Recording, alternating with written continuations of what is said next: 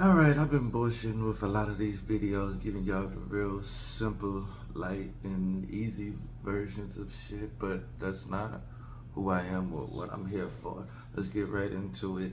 A lot of you motherfuckers don't realize the game that we playing in this world because a lot of the rules have been separated. A lot of the things have been separated into so many sections. Every religion, cult, belief has part of the mystery, but none of them put it together because the lie told to everybody is that everything is separate when really it's all meant to be put together. These people each have different parts of the puzzle and we'll never understand and we'll never get the full picture because we keep separating everything. We keep trying to say that this one is better than that one, this one is better than that one, when really this one is the foundation for this one to stand on top of so that everything else can come into alignment on top of it. Energy is what everything really boils down to. Thoughts or energy. But energy is really just energy is the only real currency. It is used to create or destroy. Remember, where your thoughts go, your energy flows.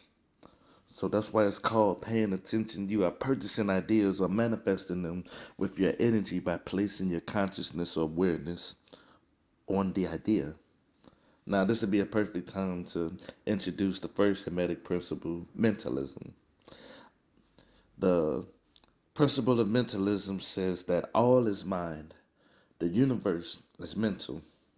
The principle of mentalism is the first building block of the process of manifestation. Your thoughts are energy. Your emotions are energy. Your feelings are energy. Everything here is energy in motion somehow, some way. These physical bodies are slowed down, condensed energy to the point where it looks like this is physical, but it's not. It's all energy. The next couple of videos I'm gonna get into, we're gonna get really in depth on talking about the things that you really need to know so that you can play this game effectively. Knowing different parts about who you are, your body, the different. How many people know that there's more parts of their body than just this physical shit? Yeah, we have a physical body that's in the three dimension. We got width, length, depth, height, whatever. But at the same time, there's more to us than just this physical shit. There's a whole non-physical side. There's your physical body. You got your energetic body. You got your astral body. You got your emotional body. You got your mental body.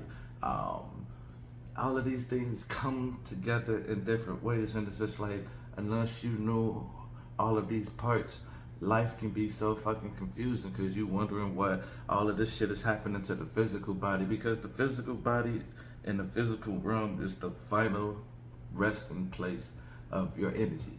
It is the final place or the finalization of your energy. It's like what started as a thought finalizes itself here in this physical form.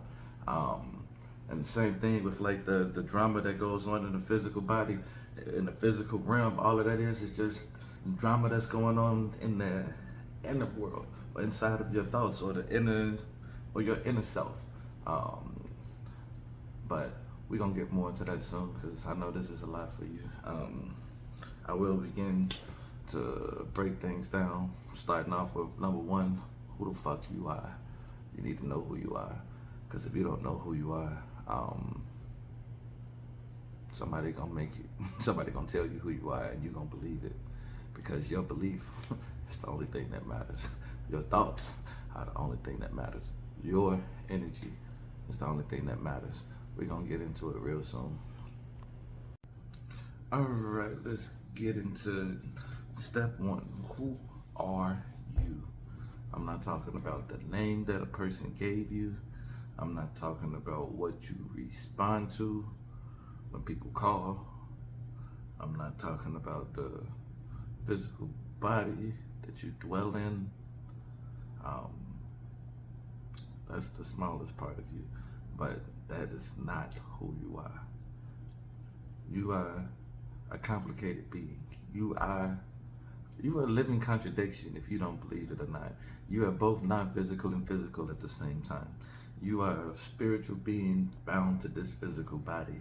And that being so, that lies the the basis of the inner turmoil, or the daily struggle, the yin and yang, the good and evil fight, you could say, because there's an inner conflict going on of trying to identify which part are you. Am I the physical? Am I the not physical? You're both. You're all. Like I said, the biggest lie that people told us that everything is separated. But when you try to separate things, confusion comes, because now you're missing a big piece. Yes, I am a spiritual being, but without a physical body, I can't interact with none of this shit that's going on. I can't make these videos for y'all. I can't teach. I can't live. I can't experience. Ha! That's the biggest thing. I can't experience my thoughts. I can't experience, like, my creations. That's what this physical body is here for. Your physical body was designed for you to enjoy and experience the things that you create.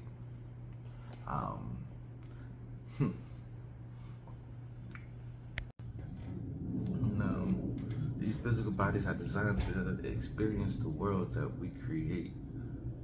Let me tell you a story first, to kind of paint a background picture of what's going on. Imagine this. In the beginning, before anything was created, there's nothing but God, or there's nothing but this one being. Everything is whole and together. There's no separation. There's no individualization of anything. Everything is just all together. Now, with that being so, with good and bad being mashed together, and light and dark being mashed together, there's no separation. So there's no specific experience. Matter of fact, there's no experience at all, because there's no lack of you. The only way you can experience yourself is to separate yourself from a situation. So, like in basic sacred geometry, you start with the point. The point is you. Or in this situation, the point is God. And the circle around the point is the direct experience. Now, from this point, that circle is all that I can experience until I leave this point, move to the edge of the circle of what I know, and then have another experience. So God was everything, but separated himself into so many different things: light, darkness, animals, planets, stars, people, aliens, whatever the fuck is going on out here in this world. But everything is all part of the same light, because even though when it was whole, everything may be seen as perfect, but there's no experience. God knows he's great, but he can't experience himself. God knows he's beautiful, but he can't experience himself, because there's no lack. I can't experience my beauty. I can't experience my strength. I can't experience my weakness. I can't experience my laughter, my joy, my pain, because everything is together.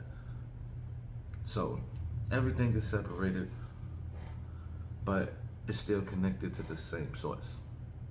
Now, getting back into who we are as physical people, as a physical or non-physical, what's the best way to describe us? I'm just gonna call us contradictions, because that's what the fuck we are. Huge contradictions, beautiful contradictions, but huge contradictions. Yes, we all start with our physical body, because that's the first thing we see, and we get to learn how to move, how to function in this world, how to walk around, how to maneuver in this physical world. We learn things about gravity. We learned about the physical laws of this world, like the laws of gravity, energy, and motion. Now, but that is just the base, because even through this life, there's so many experiences that happen that it's just so undescribable. It happens, and you don't know what to say or what to call it. Why? Because these are not physical things. These are spiritual things, spiritual events, and it's hard to describe non-physical things with physical descriptors, trying to use words to explain the experience of, like, say, awakening to who you are, or going through, or being able to look at somebody and feel what they feel, even though they don't say anything, or to be able to pick up on words or ideas that come from maybe somebody's ancestors and have to give the message. Or, but that's a lot in itself, because every person has their own way of navigating the non-physical or the spiritual, whatever way that may be. Usually it's based on your lineage, your peoples, like people who birthed you, and sometimes maybe like from your tribe or where you from. Like certain tribes and groups were sensitive in different things. Certain people are sensitive in certain ways, and that's for you to find for yourself. I'm not gonna help you find that. You spend time with yourself to find out who and what you are, because just how your physical body has a personality, your spiritual self, your non-physical self has a personality, and it's usually not that much different from the person that you're trying to be here physically. But when this physical representation doesn't match up with the non-physical personality, or your higher self that people like to call it, then there's disease in in your energetic field, because it's not matching up. You're not in alignment with yourself. But there's a lot to talk about, and there's a lot to deal with, and I'm trying to stay focused on right now just being who we are. So we learn the laws of the physical world, but we must also understand some of the laws of the non-physical world in order to have a fully balanced life. Because to lean in any direction heavily, it usually winds up with you being burned in some way, shape, or form. Because the extremes are not, I want to say good or bad, but extremes are extremes. They're the exact opposite poles of each other. But that shit is extreme. I mean, just imagine somebody being extremely happy all the goddamn time. That shit will annoy you. Or same thing with somebody being extremely sad and low energy all the time. That shit would make you, yeah, get away from me. But at the same time, both sides of them exist inside of this physical, non-physical makeup. Like, there has to be a balancing of those things, because too many of us, we focus so much on the physical that we never pay attention to the other sides of us. And the other sides of us are here to make this easy. I mean, it's almost like, say you make a toy and then get lost so much in the toy that you forget that you're the one playing with it. You are separate from your creation. Because this physical body is your creation. I say your up this way because this here is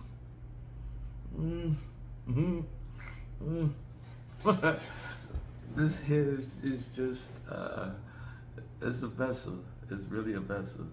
It's just like a car, man. Like, somebody got to be at that motherfucking steering wheel, and usually is the ego or the spirit. So let's look at that, ego and the spirit, because that's the next part that I want to address. Because your ego is only concerned about, your ego is only aware of your five senses. Your ego is physical, and it makes sure that you take care of yourself. The ego is only concerned about me and what do I want, what do I need, and I'm pointing to this physical body when I say I, because This part of myself is what the ego is concerned about, making sure that I am okay, because the ego has no awareness of everyone else around it, because it can only base all of its decisions based off of the physical senses and the physical world. And like we said, that's only half of the fucking picture. Now, when we talk about the spirit, spirit is connected to all things. Spirit is the awareness that we are all connected. We're all from the same strand of light that is refracted into whatever these different images that illusions of separation, but we're all connected, and spirit is aware of all things. So when spirit is in the driver's seat, it is not only concerned about you, it is also concerned about the best interests of those around you. And that's where something comes in that I remember of the concept of the joy of the spirit versus the happiness of the ego. Because the ego is happy with something that it gets, don't care that how we got it. Because say the ego is happy that it got this car, but it took it from somebody else, and that person is losing out and having a whole different experience. But ego can't be concerned about that. All I know about is me, and I'm happy because I just got this motherfucker. But the spirit, like I said, is concerned with all things, and where it'll have it in a way to where, yeah, you still get a car. Maybe you get the car from that same person, but this time that person gives you their car because they know they just got some new money coming in. I'm about to buy this other one. I want you to have this one. This has sentimental value. I don't want to sell it, and I want you to have it. And that's just the car that you've been asking for, you've been thinking about, you've been wanting. And it ain't even that many miles on that motherfucker. And that's what you call the joy of the spirit, because everybody gets what they want. Like, you get your car, you get exactly what you've been asking for. That person is able to give away something that means something to them and know that it's still taken care of, while they also dealing with their new blessing that they just got. And the cycle continues, because as long as we're guided by the spirit, everybody will wind up benefiting in the long run, even though sometimes it may require you to step out of your comfort zone. But everything is not as complicated as we make it sometimes. I mean, like, if you really want to look at how this concept of the ego versus the spirit, I would literally tell you to read the Bible, but replace every word of the devil with the ego. And every time they mention God, I want you to replace that with spirit. At the same time, when they're talking about angels, I want you to think about your positive thoughts, your positive words, actions, versus the demons, which are your negative thoughts, your negative words, and your negative actions, and how they pull you in different places, because you can actually be God and Satan. It all depends on your perspective and like which direction are you moving. Are you God using your angels to create the heaven that you live in, or are you being Satan in a moment using your words, demons, and to create the hell and terrorize the folks in the world around you? That's up to you, and they can change at any given moment. I mean, most of the time we live on automatic. We're not thinking consciously, or we're just going with the flow of everything. But everything can be changed and reprogrammed, because, like I said, how what goes on inside is a reflection of what's happening outside. Look at computers. Computers are almost, it's so crazy how close a design a computer is to your brain, and how your brain and thoughts work, because your thoughts are like programs. Let's say all your subconscious thoughts of like linking breathing and all the things and managing all of the chemicals and blood flow and everything. All of those are subconscious thoughts. All of those are subconscious programs that are designed to help keep you going. Those just stay there. But then also you have other subconscious programs of how you look at yourself, how you talk to yourself, how do you react to this situation? How do you react to happiness? How do you react to pain? How do you react to disappointment? How do you react to being alone? How do you react to getting what you want? How do you react to not getting what you want? Like some of these things or thoughts, we've thought them so many times. We've acted them out so many times.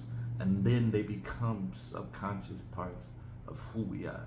They become programs that run on repeat until you decide to up and change it somewhere. And that takes intentional work to go through your thought processes and question where they're coming from. Does this serve me? Do I still want this? But it's also one of the most necessary parts, because this is the shit that they don't tell you about in laws of attraction and all of this universe talk that everybody's doing, is that this stuff only works when you are in alignment with yourself.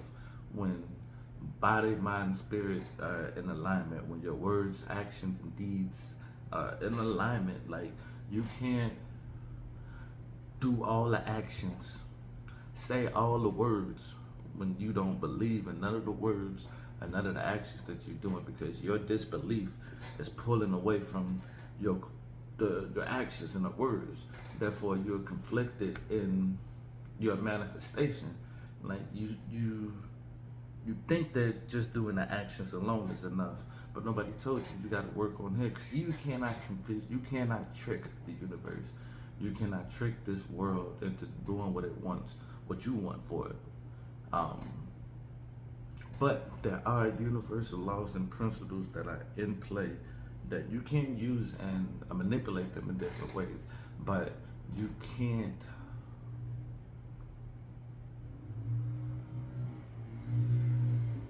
break these rules. I mean, because these things are things that are true regardless of who you believe in, what you believe in, whether you're a good person, a bad person or not. These things are just innately true. I mean, it's almost like just how gravity is a physical law. It exists, especially here on this earth. It's a real thing that has to be calculated for. There are spiritual laws or non-physical laws that are true regardless of what you want to believe or whether you believe in them or not. They exist, and those who act on them usually will. I mean, they get what they create. Life is so fair. You get what you create, but you can change these things intentionally once you know and aware of what you're creating and how you are creating. But that brings up another section of who we are. Creators. We'll get into that later. These are just some of the starting off points to understanding the full picture. Sun Tzu said best that, I might get this quote kind of wrong, but not word for word, but if you don't know yourself and then you don't know your enemy, there's no way that you can win this war or any war. If you only know the enemy or only know yourself, there's a 50% chance that you can win, 50% chance that you can lose. But when you both know your enemy and you know yourself, you can win 100% of the time, because you can play the game accordingly how you need to play it, because you are aware of all the variables. When you're not aware of all the variables, there's room for all types of extra shit that you didn't plan for. But I really want y'all to get to understand the laws of this world, because Like a lot of this shit is being kept from us. Like we're being forced to be in so many.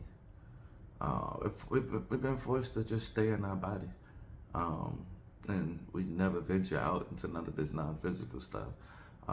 Too many people, oh, that's witchcraft, oh, that's voodoo, it's dark and it's evil, and this and that, and we don't understand. But that's another side that we will get to later on in this series, understanding the magical side of this world, because to act like the shit don't exist, leave yourself open and vulnerable for all types of shit.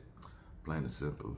I don't dwell and I don't work with darkness, but I know enough to protect myself. I am a light worker and I stay in the light because that's who I am and that's what I do.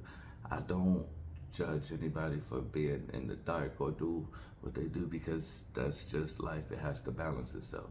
As much as I stay in the light, there's somebody on the flip side who's the exact opposite of me, balancing me out, being completely in the dark. But it's just the way of the world. But that does not affect, it should affect how you move. Because when you activate yourself, none of this other bullshit matters. Like you can see what the other people are doing and all of the big movements in the world, but when you are aware of your power, when you stop externalizing your power, when you stop following all those people they tell you who got the power and they not doing nothing with it. No, it's not their job to do nothing with it. It's yours. It's yours. Yours. Like when you stop trying to change the world and begin to change yourself, the world around you will change. That's the real secret. Stop looking outward. Stop looking for other people to do it. Like, because a lot of times we don't even realize like we're both the villain and hero in our own story. I mean, we speaking and thinking and manifesting all of these situations in our lives that we don't want, and then we looking up to an external God or a source, a person. Oh, save us from this, save us from this. But it's like it's in your hands. You created it. You can create something different. You can also deconstruct what you create. You can edit what you create, make it better than what it used to be. Sometimes you don't have to destroy things from scratch, but sometimes you can just, shift a little bit here and there. There we go. That's exactly what I needed. But it's all relevant to you. Like I said, like this whole segment that I'm starting and doing, this ain't got shit to do with me. It's all about you. Because what I do, it's only gonna affect me. Well, it's gonna affect some of y'all, but but in the end, if you don't accept nothing I say, if you don't act on anything I say, it don't mean nothing what I do. Because at the end of the day, you're the gatekeeper. You're the gatekeeper for what comes in your life and what comes out your life. So you need to start doing a better job.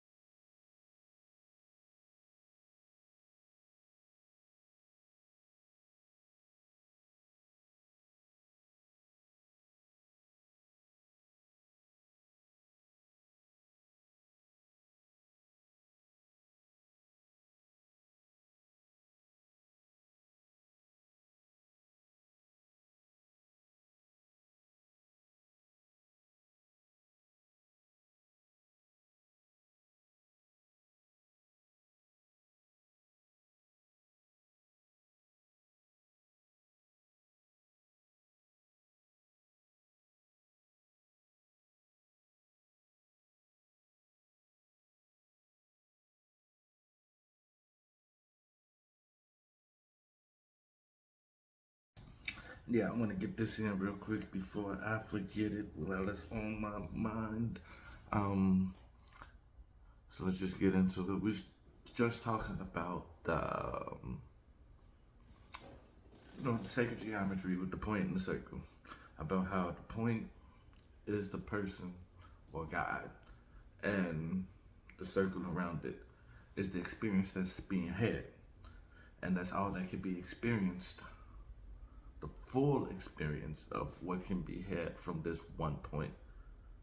But to have something new, have to move outside of your comfort zone, have to move from your point to the edge of the circle, to the edge of your experience, and have another uh, experience or circle around it, which creates the Vesica Pisces. Um, because going with the same concept that we were talking about of how God being everything whole couldn't experience anything because there's no lack of him. So he created a lack of him. So out of darkness, he said, let there be light. And then poof, the second light happens. And now the second circle, like I said, it creates the whole Vesica Pisces symbol, which looks like the little circle graphs that they make you do in elementary school with writing, where you have one concept here and all the things that relate to it here, and then you have another concept here and all the things that relate to it. But then in the middle, there's a small little piece where they both kind of coincide. And that's kind of what happened, where you have light and darkness, and then there's a little piece in the middle. And this here is like almost, even they're teaching another secret within itself, balance. Because, yes, like I said, we are contradictions, huge contradictions, both non physical and physical at the same time. But in this life, we have the potential to be good and the potential to be evil. So there's light and dark inside of each one of us, but we have to. I don't say we have to. You can live your life completely in the light. Beautiful. Do what you want. You can live your life completely in the darkness. But by living completely in the light, you are completely ignoring the other side of you. Because we are all things. All things. Whether you want to act on them or not, we are. It's what we choose, the decisions that we make, that mold us into the person we are. I mean, we are not trying to find out what type of person we are. We are creating who we are at every single moment that we have. So, like I said, you are a person who is capable of great love, but also you're capable of great destruction. But we learn to, especially to navigate this world we live in, it's best that we find a balance, because too much good, too much light almost kind of makes us naive and too optimistic to just just the cycle of life, the fortunes of life. I mean, the ups and downs of life. Um, and, and we ignore that other side. There are other people who are completely in the dark and maybe plotting on you. But you want to make sure you know enough to balance yourself, to balance and honor both sides of yourself. Because like I said, like the biggest thing that we been lied to about is separation, and even in our personality, we try to separate every part into so many neatly packed categories, but we are a lot. I mean, like I said, we're a contradiction, man. You gotta make sure that all parts of you are being fed and balanced, and not too much, because you don't want, like I said, when it comes to like the ego and stuff, you don't want the ego to be in control. You don't want to feed the ego too much, or you don't want to feed the spirit too much and ignore the flesh. I mean, because you feed the spirit so much and you ignore the physical body, guess what? Game over. No more quarters. You got to start over with a new body. You can't do nothing no more with this physical body. But there's just, like I said, there's balance that have to be taken. That this picture, I wish I could give you a picture of it, because this really shows the Hermetic principle of correspondence, the second principle that I also wanted to bring up, because the second Hermetic principle is as above, so below, as within, so without, as without, so within. It's pretty much just showing that what's on one side is what's happening on the other. And that can only happen when there's duality. Because the, like I said, at first there was God as whole, but then God separates himself and then creates these two circles that kind of like intertwine in the middle, and that creates duality. I mean, even, and it's funny, like I said, as above, so below. Look at how life is created. It starts from a single cell that splits almost just the same way. But that just shows you the genius of the world that we live in when you really look at it from so many different angles. Science does not disprove God in any way, shape, or form. If anything, all it does is prove. But a lot of people don't know how to look because they're only looking physically and not looking spiritually as well, or not physically, however you feel comfortable with addressing it. I know I put something heavy on you with this Hermetic principle, but we will talk about those heavily. So well, that's all I want to get at right now, but we'll get to the rest later.